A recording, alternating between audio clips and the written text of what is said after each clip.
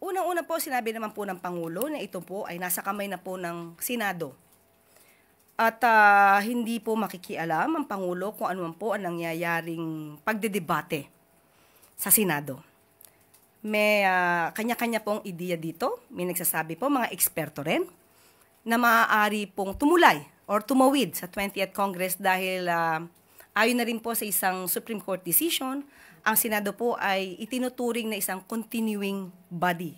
So, hindi naman po siguro ito i-describe or ika-characterize ng Supreme Court na continuing body kung parang nakukonsider siyang na-terminate na o nag-expire na tulad ng House of Representatives. Pero kung ano po ang idea ng Pangulo patungkol dito, una po, maliwanag din sinabi ng Pangulo na impeach na po si VP Sara, kaya po hindi niya po ito papakialaman, wala po siyang anumang gagawin patungkol dito dahil lahat po na mangyayari ay nasa Senado na po. Ang gusto lamang po niya, para sa kalahatan, hindi lamang po para sa impeachment, dapat lang po manatili ang due process, manatili ang proseso. Kung ang proseso po ay kasama po dito ang pagtugon at pagtupad ng mga probisyon ng konstitusyon, dapat sundin kung ano ang nasa konstitusyon, kung ano ang nasa batas, at kung ano ang rule of law. Follow up lang po, because the impeachment is a public accountability mechanism. Nangangamba po ba yung palasyo na hindi na matutuloy yung impeachment trial, lalo na po at may mga kumakalat na balita na merong mga draft resolutions seeking to dismiss yung articles of impeachment against the Vice President? Kung matuloy po o hindi matuloy ang impeachment, mukhang hindi na po yan sakop ng ating Pangulo.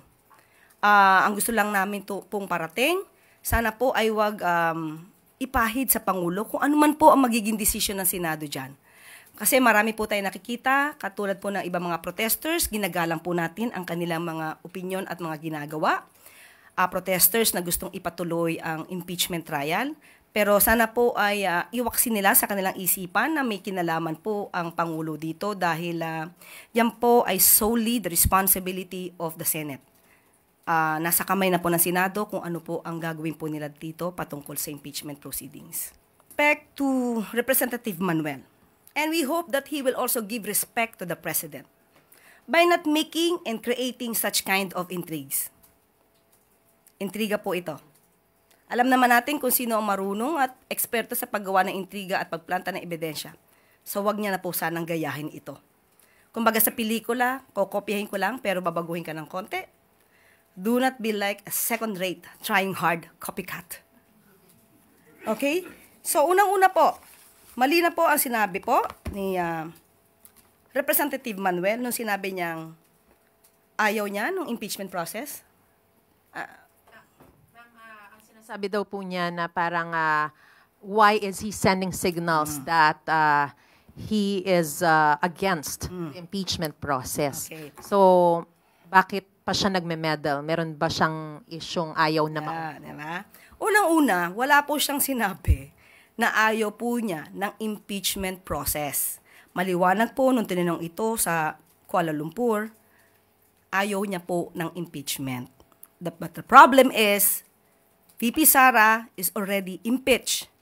So, ang magiging issue na lang dito, acquittal ba o conviction sa Senado. So, dapat i-correct po natin yan. Sinabi rin po ng Pangulo na let the process take its course. Proseso. So ano pong signal ang sinasabi ni Representative Manuel na ayaw ng Pangulo sa impeachment process? Magkaiba po iyon. Maliwanag, uulitin po natin ulit. Maliwanag, ang gusto ng Pangulo, proseso, ayon sa batas, ayon sa konstitusyon.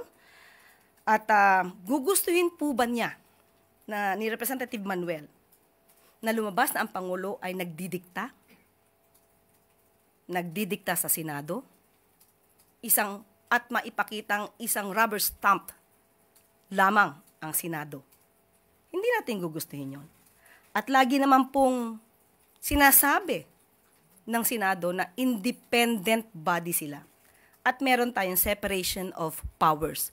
So sa ganitong klase ng issue ng impeachment process, wag na po nating ikabit sa Pangulo dahil ito muli, sasabihin natin, ay katungkulan ng Senado.